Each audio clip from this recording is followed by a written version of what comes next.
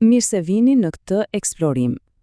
E dini, nga këndvështrimi i një historiani, shpesh vëret diçka paksa ironike rreth mënyrës se si regjistrohen ngjarjet.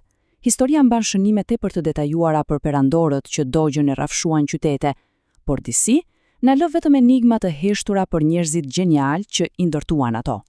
E po, pikërisht këtu hyn në lojë një figurë absolutisht magjepse i botës antike, Hiram Abif. Për shumë kënd, ai mbetet thjesht arkitekti legjendar i tempullit të Solomonit.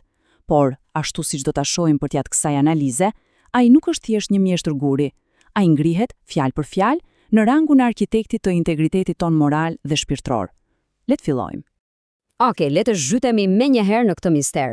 Kush ishte vërtet Hiram Abif? Domethënë, ai ishte ai thjesht një njeri historik, një zejtar i zakonshëm me mjete primitive në dorë, apo ndoshta është vetë simboli absolut i kushtit ton të brendshëm njerëzor?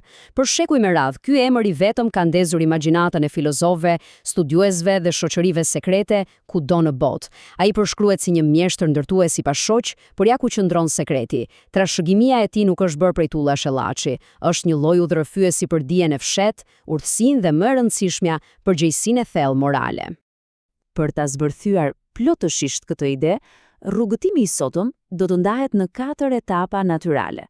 Së pari, do të shohim arkitektin e tempullit. Më pas, evoluimin e një arketipi. Së treti, do të ndalemi tek besnikëria dhe sakrifica, dhe në fund, tek tempulli i brendshëm. Është një udhtim vërtet fantastik për të hequr një nga një shtresat e historisë dhe të mitit. Le të fillojmë me pjesën e parë, arkitekti i tempullit, ose thënë ndryshe, historia përballë legjendës. Për ta kuptuar thellësisht këtë mitologji, duhet të kthehemi shumë pas në kohë, thellë në antikitet, aty ku filloi gjithë kjo gjë. Dhe ja një kontrast që e ilustron në mënyrë geniale thelbin e çështjes. Nga njëra anë, kemi narrativen e drejtë për drejtë, historike dhe biblike. Aty na shfaqet një mjeshtër jashtëzakonisht i aftë, një artizan i dërguar ekskluzivisht për të ndihmuar në ngritjen fizike të një strukture reale. Kaq. Por, nga ana tjetër, sipas traditave dhe filozofisë ezoterike masonike, ky artizan lartësohet plotësisht në një dimension tjetër. Ai kthehet në një arketip filozofik, një simbol të mirëfillt iniciatik. Pra, nuk bëhet më fjalë për ngritjen e mureve, por për ruajtjen e një dijeje të fshehtë dhe mbajtjen e një peshe kolosale të përgjegjësisë morale. Është absolutisht mahnitse se si ndodhi ky evolucion. Në këtë kornizë të re filozofike, vetë tempulli i Solomonit zhvishet plotësisht nga natyra e tij fizike, prej guri apo druri. Ai pushon se çoni një godinë e thjeshtë. Mendojeni pak këtë gjë, një ndërtesë fizike kthehet në një metaforë gjigante. Fillon e simbolizon vetë universin e gjerë e paralelisht kompleksitetin e skajshëm të shpirtit njerëzor. Ndërtimi i këtij tempulli u bë praktikisht sinonimi i përpjekjes së përbashkët njerëzore për të krijuar rregull nga kaosi, duke e bërë Hiram Abifin modelin e përsosur të këtij ekuilibri universal.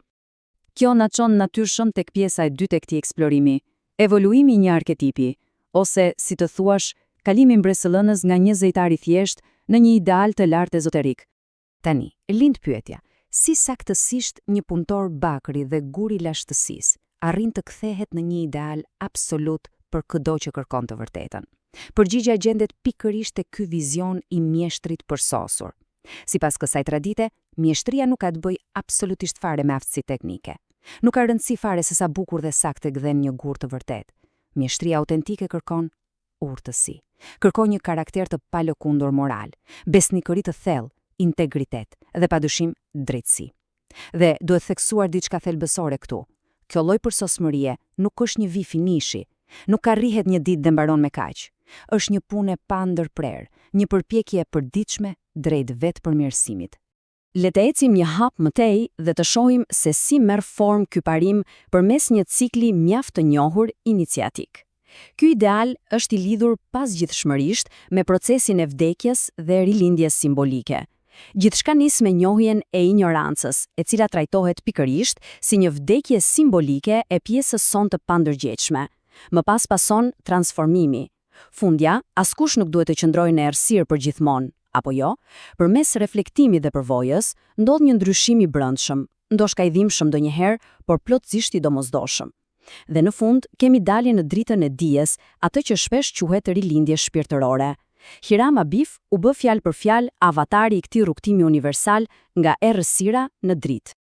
Kështu arrim tek një nga shtyllat më të forta të kësaj narrative, besnikëria dhe sakrifica, dhe natyrisht çmimi I lartë I mbajtjes së parimeve, sepse fundja, karakteri vërtet nuk duket asnjëherë në kopaqeje.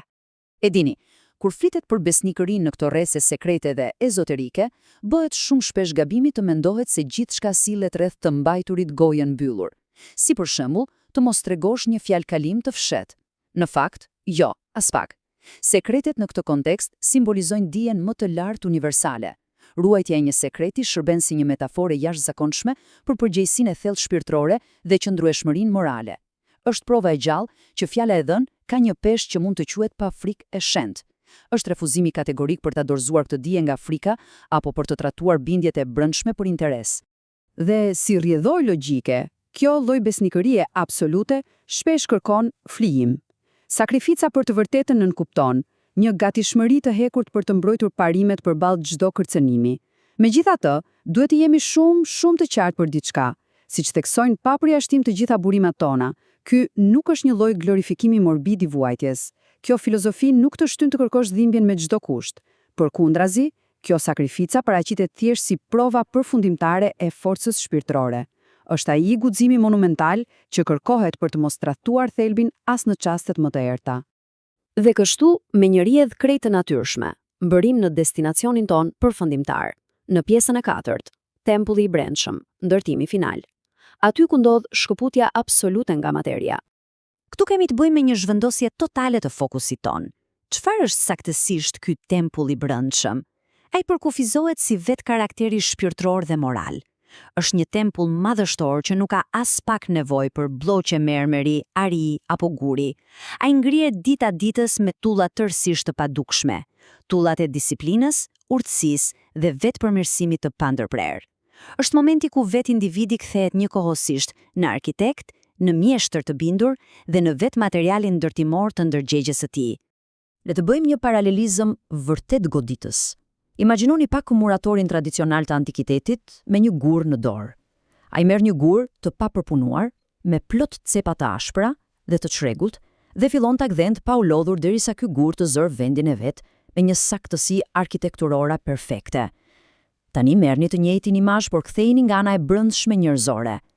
Këtu, guri I ashpër përfaqëson dobësitë karakteriale, pasionet që nuk I kontrollojmë dot, ignorancën tonë bazike. Puna e mjeshtrit të vërtet, e secilit prej nesh, është të rrafshojë pikërisht këto anë të ashpra, të gdhejnë karakterin derisa të gjejmë atë harmoninë e plot me parimet universale.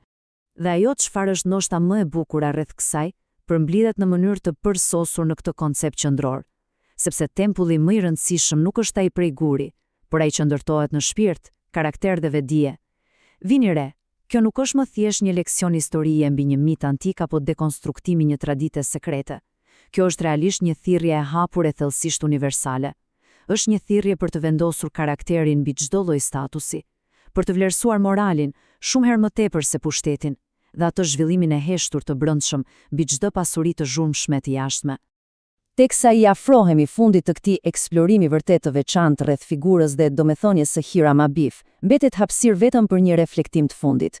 Në këtë pikë, ne nuk jemi më thjesht studios të historisë apo vëzhgues, ne jemi të gjithë arkitekt të vetvetes. Nëse tempulli më I rëndësishëm, ai finali dhe më I qëndrueshmi, është vërtet ai që ndërtohet thellë brenda nesh, atëherë pyetja thelbësore që mbetet pezull është kjo. Çfarë lloj gurësh po shtrohen sot në themelet e njerëzimit?